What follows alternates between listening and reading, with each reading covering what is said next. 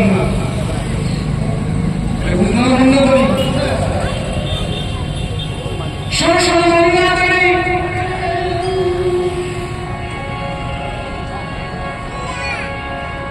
এই সীতাকে যত আমি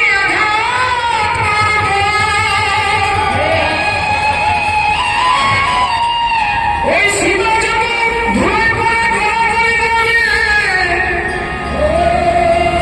সীতার যে মালিক আছে রামচন্দ্র ছুটে আসবে।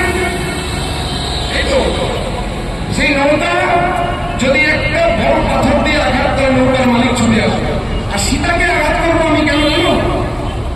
সীতাকে যত আঘাত করব, যত কষ্ট দেব, তত তাড়াতাড়ি প্রভু রামচন্দ্র ছুটে আসবে। সীতা হল আমার ভব পারের তরণী। সীতার হাত ধরে ইহজগৎ থেকে আমি পার হয়ে যাব।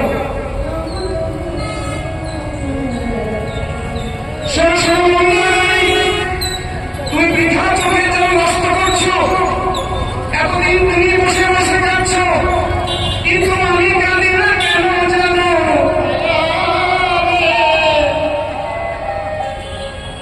তুমি অনেক চোখের জন্য নষ্ট করছো। মন্দাদরি, একবার ভেবে দেখেছো